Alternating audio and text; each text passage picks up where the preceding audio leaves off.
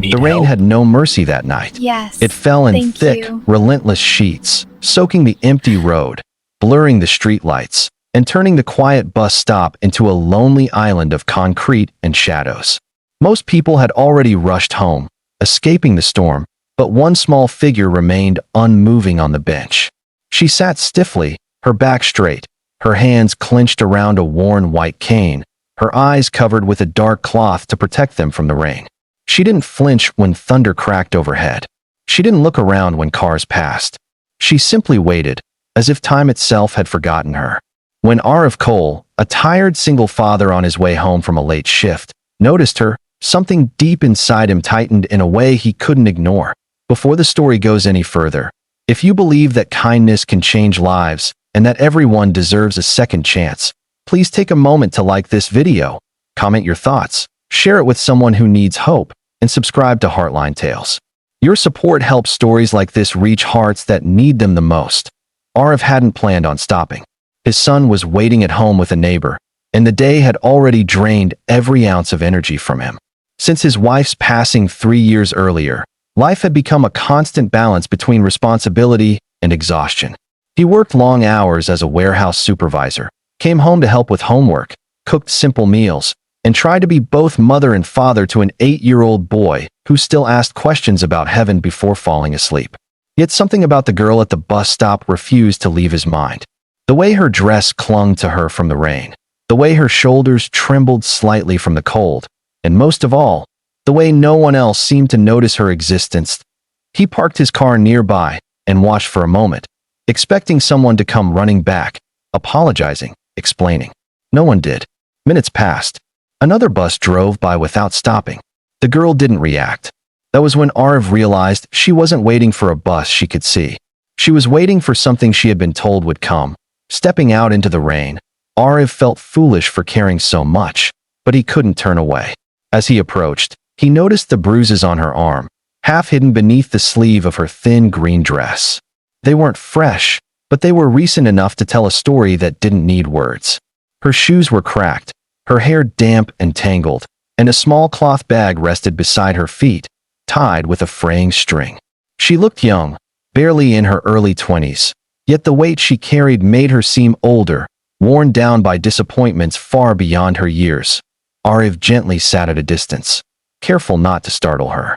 He noticed how she tilted her head slightly, listening, sensing his presence without seeing him.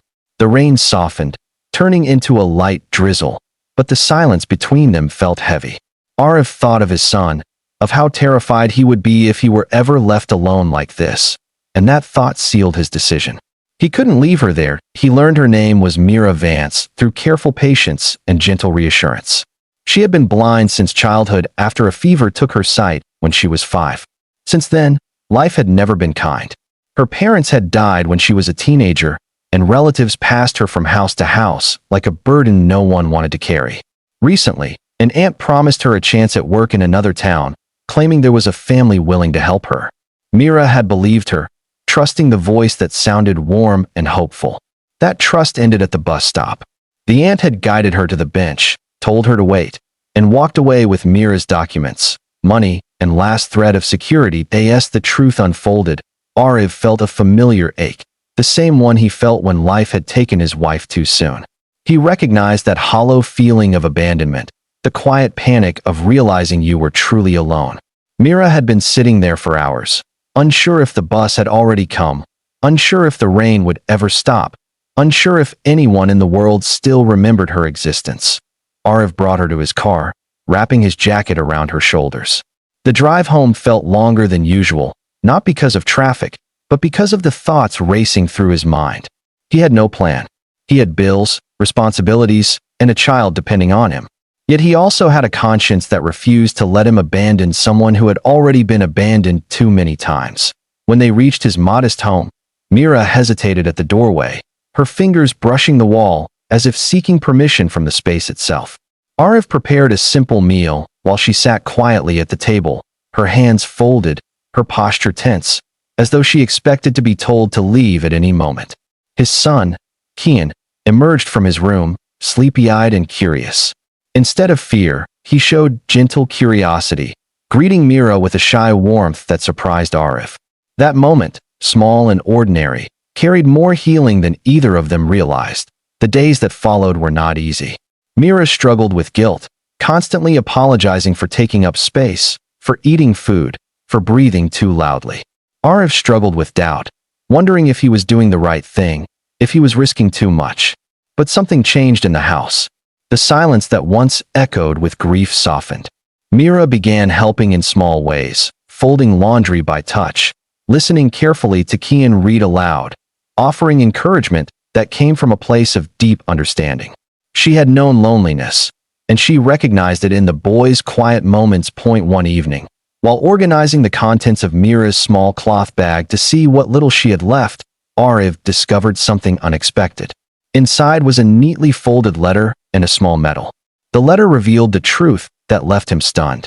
Mira wasn't just a blind girl abandoned by family. She was a former scholarship student at a school for the visually impaired, once recognized for her exceptional memory and ability to teach others through sound and storytelling. The medal was from a regional program that trained blind students to become educators and counselors. Her aunt hadn't just abandoned her. She had deliberately stolen Mira's identity papers to access benefits meant for her.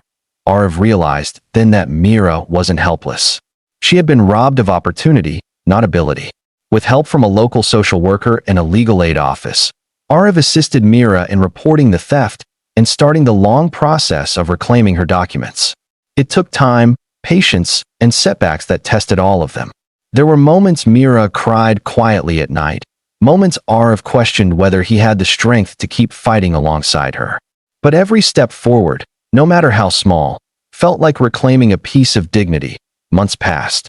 Mira began training at a community center, teaching children with visual impairments how to navigate the world through sound and touch.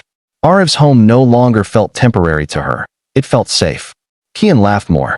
Arif smiled more. They were no longer three broken individuals sharing space. They were becoming something that resembled a family. Just before the ending of this story, take a moment to comment below. Share where you're watching from, or tell us who this story reminded you of. Your words mean more than you know. On a quiet evening, much like the night they first met, rain tapped softly against the windows. Mira sat by the table, listening as Kian excitedly talked about school, while Arif prepared dinner. The pain of the past hadn't vanished, but it no longer defined them. Mira had found purpose. Arif had found renewed faith and kindness. Kian had found someone who understood his loss without needing explanations. If this story touched your heart, if it reminded you that even in the darkest moments kindness can rewrite destinies, please like this video, share it, and subscribe to Heartline Tales. Your engagement helps keep these stories alive, reaching those who need hope the most.